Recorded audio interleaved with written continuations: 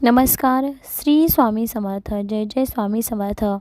आज आपण पाहणार आहोत की ज्या घरामध्ये सतत भांडणे होत आहेत, का होत आहेत याची कारणं पाहणार आहोत आणि त्यावर आपण काय उपाय करायला पाहिजे ते इम्पॉर्टंट आहे. तर बघा, स्वामी कायम तुमच्या पाठीशी आहेत, त्यामुळे तुम्ही कोणत्याही गोष्टीचं जास्त काळजी करायची नाही, जास्त टेन्शन घ्यायचं नाही. सर्व काही देवाच्याच मर्जीने चाललं आहे असं समजून चालायचं. बघा, ज्यांचं लग्न झालेलं आहे त्यांनी त्यांची पत्नी कुंडली योगाचे योग बघावेत. तर त्यांच्या कोणत्या ग्रहाची, शुक्र ग्रहाचा त्रास असेल तर त्या ग्रहाची शांती करून घ्यावी, म्हणजे घरामध्ये वादविवाद होत नाहीत. आग्नेय दिशेचा जो ग्रह आहे तो शुक्रच आहे, म्हणून थोडक्यात किचनमध्ये जे आधिपत्य ते महिला वर्गाचे आहे, म्हणून आग्नेय दिशा जी आहे तिचा स्वामी शुक्र आणि त्या शुक्राचे प्रत्यक्ष संबंध महिलेच्या कुंडलीशी येतो. आता बघा, तुम्ही उपाय काय करायचं, तर तुमच्या घरात काही वास्तुदोष आहेत का ते पहिल्यांदा पाहायचं. घरामध्ये वास्तुदोष असल्यास भांडणे होऊ शकतात.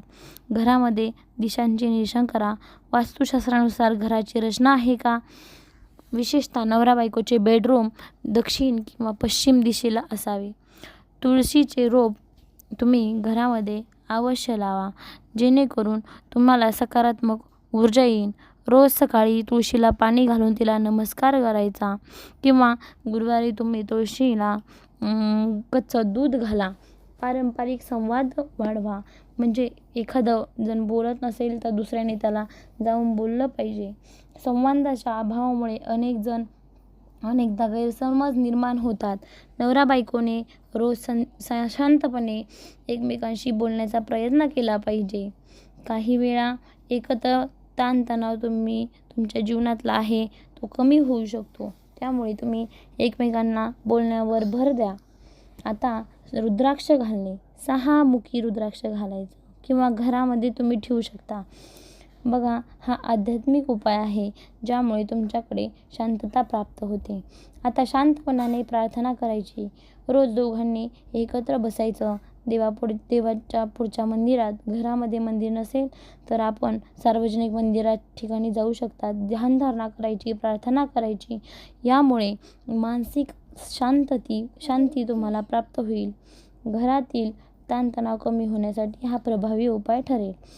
आता अजून एक उपाय सांगते की तुम्ही दररोज आंघोळ करताना त्यामध्ये थोडेसे सेंधा मीठ घालून आंघोळ करा. यामुळे नकारात्मक ऊर्जा कमी होते.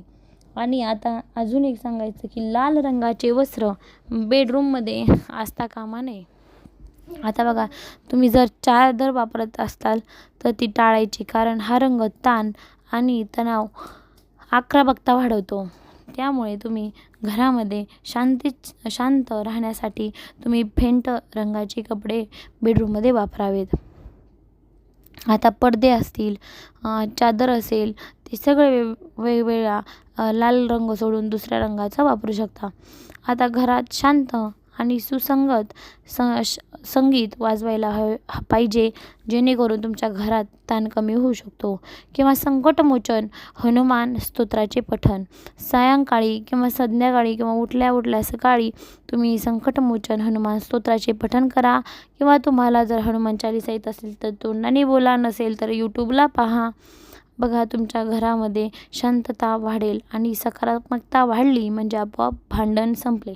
त्यानंतर देवघरात रोज फुलांचा हार, दीप, अगरबत्ती दाखवावी. घरात दिव्याचे प्रकाशामुळे सकारात्मकता ऊर्जा वाढते. त्यामुळे तुम्ही तुमच्या घरात यापैकी कोणतेही उपाय करून पहा. नक्कीच स्वामी तुमच्या पाठीशी असतील, तुमची भांडणं मिटलेली असतील.